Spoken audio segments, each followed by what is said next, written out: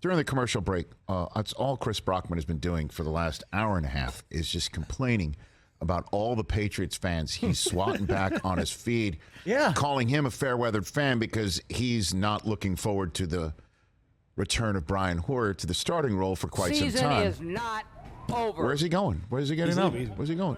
Oh. What do you mean he's in there? Oh, he's got to fix something. Hoskins wants him to. Oh, okay. Well, you know what I mean? So, I don't. Oh, my goodness gracious! Oh, my God! Michael Irvin has just strolled into the studio. What the heck? Oh, my goodness. This is fantastic. Oh, my God. Hey, what? Take a seat. Take a seat. Sit down. Oh, my goodness. Well, I thought you were in New York. I'm watching you with Stephen A. Smith. He's out here? Yes, yeah. How about this, Cowboys? Yeah. Oh, God. So I popped right over. Okay, well, I guess we're going to have to reconfigure our Amazing. Amazing. Oh, this is fantastic. That's good, baby. It's good. Well, and we got those Cowboys playing the Giants tonight. I had to come over and spew real. Let's spew real. Spew get to the real. Deal. Let me just say something. Deal. Everybody may have missed this yesterday. But yesterday, this is why. First of all, I love you. Thank you for doing this. You too, this brother. is the best. Oh, my gosh. It's fantastic. I love being surprised. About them Cowboys! No, play the real one. Play the good one. Don't give him the Stephen A. Play the one that fires. Them Cowboys! That's the one that fires him up. He was in the room for that one. He was in the room for that one. Oh, man. It's so good, man. God is good, man. I looked up on the screen. I'm like, there's you, Stephen A. I thought you flew to New York, but you're here. Yeah, so we no did. wonder I'm texting him like, hey, you want to call in? He shows up in person. We're back here on the Rich Eisen Show terrestrial radio network. The voice you're hearing laughing is a man who just surprised us in the middle of our show, joining us here live on the Rich Eisen Show set, looking as great as ever. Michael, I appreciate that, bud. I appreciate Look at you. that, man. You're on the Roku Channel for the first time. Yeah, man. Glad to be here, man. I was, I was great. leaving, and I figured you didn't know, Rich, that I was here, right? Because when he hit me, he said, man, can you call in the show? I was like, when, tomorrow? He said, tomorrow. I said, I'm going to be flying. I said, okay, yeah, sweet. Then I just stopped texting. I hear Susie. Oh, it's Susie? Yeah, Susie. I put her in the car. I said, Susie, I'm going to crash his. You know, I said, okay, very good. Right. She said, always. She said, hit back. Love it. I said, absolutely. Okay. I'm going to crash it. So, fantastic. Yeah, I came to stop by, man. Since we were here and the Cowboys are playing tonight, so much is going on, man. So much to talk about. I was like, yeah, this is a great time right now. Okay. It's a great time. You feeling good? I feel great right now, man. I feel great. Football's great. Miami, God almighty. Miami beat Buffalo. How about that one? Whew. Man, Jalen Hurts looks like, would you guys have made as much fun of me if I had picked Jalen Hurts as my projected MVP? No, because now, Kirk Cousins, Irv. I know, but which would, if I had said Jalen Hurts, you'd have made even more fun of me. But boy, Jalen Hurts is right now. Hold on a second. No, we're big Jalen Hurts fans on the show. Hold on. Okay, but the Jalen Hurts fans now. But that doesn't mean. Oh, they ain't loud enough? No, thank you. I've never experienced anyone saying I wasn't loud enough. I'm sorry. Go ahead. That was a new, you know what I mean? No, you're addressing the studio space. So go ahead. Yeah. But I never heard anyone think in any way that this kid would be anywhere near a possibility of getting anywhere near that MVP, and he really is. I mean, you would say Lamar's probably out there, but Jalen Hurts is right there too. You know who's there too? You got to give him some prop. Tua. Yeah, Tua's there. How could Tua not? Tua, come on now. But Tua has received some wins. Jalen Hurts has conceived every win. He made it happen. Tua was just riding along, some of them happening. Like last week, that was defense. Oh my God, that Miami just yesterday, defense. Talking about yesterday last week. But he also okay. That was a great defense. But he did make some plays that he needed to make going to Waddle and making some incredible plays. All right, so I'm giving you a mulligan. Unless you want to stick with Kirk Cousins? You're sticking with Kirk Cousins as your MVP? Wait. Kirk Cousins made some plays and brought a team back yesterday. Threw for 270 yards, something like that, 270, and threw the game-winning touchdown to KJ, my boy, my University of Miami, Osborne. So yes, I'm still got him in the hunt. Yeah, we had a. You're not taking a mulligan? We had a poor week 2. We had a poor week 2. And I don't just put all of that week 2 on him. You know how much I love Justin Jefferson. I'm gonna put some of that on you, JJ, and some on KO on the OC. Norv Turner would always tell me they were going up against Darius Slay Jr. over there, right? And Slay did some things. Yes. Sat in that rocking chair and they took out Justin Jefferson. Justin Jefferson and KO, head coach over there, OC, you gotta not let that happen. You killed that game the moment you let anybody take out your top target, because now you're telling the rest of the offense, we playing handicap. We're not even going to try to go to him anymore. We got to let him. He says, taking out your. I played Darrell Green, the Deion Sanders, Rod Woods, and Norv Turner would always say, there's no way I can let them take you out. And that's on him too, Ken. There's no way. You're not seeing Sean McVay let anybody take Cooper Kupp out. He finds a way to keep Cooper Kupp involved because it gives the rest of the offense confidence. We got a shot. Our guy is doing something. You got to know that's on your way to championships, or you got to turn into the Rich Eisen Show and get it from Mike Irvin, a guy that's telling you. That's what I'm talking Michael about. Irvin is showing. Preach, brother, preach. Michael Irvin is showing. I'm just telling you. But it's that's just a whole. But I also know the way you operate, Michael Irvin. That is all just to throw us off the scent of him actually choosing Kirk Cousins as MVP for this year. That's just his way of throwing us off the scent. And you will not take a mulligan. I'm giving you an opportunity for a mulligan, and you're not taking it. It's still early, and this is a new offense he's playing. This is a new offense. This is why I give him. This is a new offense. Remember how it took even Aaron Rodgers a little while to learn and get a hold of that new offense. Yeah. It's taking right now Russell Wilson a little while to get a hold of that offense. The great ones have trouble getting a hold of offenses. You know, so just give him another 2 games.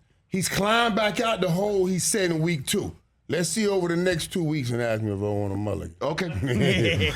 You know, you may have missed it, Irv, because you were wrapping up on First Take in hour 1. I was saying that the offense that you're referring to, the Russell Wilson run Broncos offense, watching him struggle for 3 quarters and everybody's booing, and then he finally just turns it on at the end to win it. And then it's so suddenly positive after the game, as if those 3 quarters of struggling didn't happen. I'm like, where can I put my finger on that before? You were with me. It was Tebow time on that Thursday Night Football. Yeah. Didn't that look like something? I know people are like, I'm comparing Russ to Tebow time, but it was. That's a ping. I was like last night. I'm like, where have I seen this before? This looks so familiar to me. You were standing right next to me when the Jets were going, and I was sitting there like, I turned. I'm like, how are we not beating up on these Broncos? Because defense is pretty good. Well, then how are the Broncos not doing it when they got Demaryius Thomas and Eric Decker? Well, the quarterback's throwing it all over the place, and the offense might not be that. Boo, and then boom. That would be a great tease. Coming up next on the Rich Eisen Show. Yes, sir. Tim Tebow, Russell Wilson, the same. That next. The same. I know. That next. I know. That'll be a hot take. That's a hot take. I'm tuning in to hear that right there. You know what I'm saying? After these words from AutoZone. It's called a hot take. All right. So yesterday you also said on game day morning. That's why I love this. Now I but I do believe Russell would get it right. We got to understand, and I tell you, everybody can't fit in every system and make it work great. You know what I mean? Aaron Rodgers has a certain talent that he can probably move in any system because he has the real talent playing quarterback and getting that ball out here. It's everything. Russell Wilson has a unique talent. Man, he knows how to buy time and move around and keep his eyes upfield and make plays upfield. Great deep throw, too. Great deep throw. So now you're trying to put him in all of this system stuff. All of this system stuff will take away his natural stuff. So now you really have Clark Kent playing quarterback instead of your Superman who you thought you got from Seattle because you're making him keep on his glasses and take off his cape. I love that analogy. That's great. And I love the fact that you're here now. I could follow up on things that you were saying on game day morning yesterday. You said that Brady would lift his guys up more than than Rodgers because you said Brady's a lifter. And Rodgers a drifter. You called Rodgers a drifter. I was nice with drifting. The drifter put up 14 that stood the test. With his top guys. He put up 14 points with his top guys. Brady, he's 45 years old. He was trying to win with his fourth and fifth receiver. I don't know why he wanted to do all these 4 and 5, 4 and 5, 4 and 5. Hey, his top three receivers were gone. Russell Gage is 4, and Scotty Miller, number 5, Brashad Perriman is 6. He's 45. He said, I'm going to try to beat you with my 4 and 5th receiver since I'm 45. And he almost did it. He almost did it. So come on, man. That's the best. Green Bay was at his ceiling. We can honestly say Tom Brady was playing at his floor. So you would take Tampa right over now, Green Bay right now, for the long run? Right now. Long run. Right now. And I'll take any one of those other dudes. You can give me Julio, you can give me Godwin, you can give me Evans. I ain't going to be green and ice for all three at one time. Just give me one. And I win that game yesterday. Just one. I go get drunk. Go get drunk out of practice, and I win that game yesterday. Give me anything. Michael Irvin here on the Rich Eisen Show. What happens tonight, Mike? Man, listen. What happens tonight? Boy, if Cooper Rush can win this game, let me float around in the hyperbole just for a moment. You would do it. You may float. And Jerry already laid it out about the possible quarterback controversy. Well, you know what he was doing there. You know what he was doing there. It was brilliant. It was brilliant. Just to put me in a position. Go ahead and try Cooper Rush. I would love for you to put me in a position. And also, Rich, sharing to the locker room that there's opportunity here. There's hope. I'll never forget, and Jerry remembers this because every time I'm around, he tells this story. Mm-hmm. I'll never forget when we were sitting right there in SoFi. When they were playing, the Cowboys were playing, and Dak Prescott was on that football field, and Dak had just thrown a touchdown to Dez, and we had the year before where Romo was hurt, and we had brought in all the backups, right? And they were talking about signing a backup. I'm not another one of them. I mean, we had every backup. Brandon Weeden, they were all just, it was the worst season in the world. It was nothing. It was the worst season in the world. And we just found this kid, and he threw a pass. And Jerry was talking to me about, I'm thinking about looking at bringing in some people I said, Jerry, stop. Let's watch this game. Dak threw that touchdown. Jerry was looking, he said, man, was that not a pass? That's not a throw. I said, Jerry, that's not what you should be looking at. I said, look at the sideline. Every player is towing the line. Every player right now is towing the line, watching Dak, because they're looking for hope. I said, Jerry, we don't need any more backups because but last year killed all the hope in any backup. This is the year that he was in for Romo. Because when you said SoFi, you said he reminded you of the story. This is when he was out here. I said hope will dictate effort over the whole football team. Yeah. And they got hope. Yeah. They got hope in Dak. Jerry right now is trying to use that to give to his locker room. It's possible we can do this with Cooper Rush. I know it. I've seen it before. He's trying to give them hope so he can dictate their effort in tonight's game and in the games past this. I'm not saying he did anything wrong. I don't think so either. I thought it was brilliant. You know, and I knew that people would take the cheese and saying, well, Dak may not get the job back. Dak's getting the job back. He just wants to be put in the position of okay, we're 6-1 when we're giving it back. Right. Like that, we're 5-1, or 5-2, or what have you. Like that's what he's looking for. And so I love the Cowboys more than anybody and everybody, man. But I'm not going. Hey, man, I got a lot of things I'm gonna have to put on the tray when it comes time for me to stand before God and answer to. I ain't gonna be making this lie one of them. We ain't gonna win no 6 straight games. I ain't gonna make this. I ain't gonna put this on the tray. I got so many things I'm gonna have to ask forgiveness for, but it won't be this God. You understand? So we can stop that one right there. All I need is Cooper Rush to do is split these things. If he plays in 4, I need him to win 2. If he plays in 6, I need him to win 3. That's all. I gave the truth right here. God, we'll talk about all that other stuff when I get up there with you. I just told the truth. Testify. I ain't gonna answer for that one. Y'all gotta give me something else. I ain't gonna answer for that one. You're preaching to that choir in the corner right there. Hey, man. You know what I'm saying, dog? They be trying to get us, dog. They try to get us. Because we got to watch it now. Worst thing we can do is ride these peaks and valleys of a roller coaster. You know what I mean? We got to try to find steady waters and raging waters. Right now, raging waters without your top quarterback. But how can you find steady water and get to your promised land? That's what we're trying to do. So just go down the middle of the pack, man. Split this thing. I want to win tonight, though. We need to win tonight because now if you're going to split, you need to win the division games. In order for this plan to work, I would rather him have lost to Cincinnati and come back and beat the Giants than beat Cincinnati and come back and lose to the Giants. Yeah. You see what I'm saying? Yeah. You know, for all the main reasons. This is division. This is NFC. We're going to need this win. This loss here hurts more than last week's loss. So you got to win this game right here. Michael Irvin, let's do it this way. Which 2-1 team are you concerned about the most? I'll give you some options right here. Okay, you've got the Browns. Okay, you've got the Chiefs.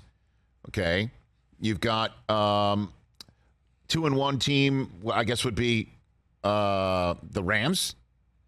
2-1 are the Bucks. 2-1 is the Vikings.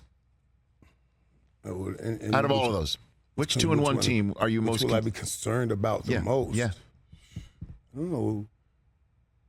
I'm really overly concerned about any one of those 2-1 teams. All right. You know what I mean? The Broncos. If you want to talk concern, you could talk about the Broncos in the sense that was some horrible football watching last night. Okay, so let me flip the script then. Let me stop that. But they still found a way to win in the end. Sure. And you can extrapolate like, when they really get a grasp maybe of that offense, then maybe they could do something. What is your sense, Michael Irvin, on the 49ers? Because I had mentioned earlier on. I mentioned on that Jimmy G in the first half showed you why, okay, this team was smart to keep Jimmy G. Right. Okay, this is why everybody thought Jimmy G might create a problem if Lance struggled because of that Jimmy G. And then in the second half, we saw stuff from Jimmy G which like, that's why they gave up all those picks to start the clock on the end of his reign. Right.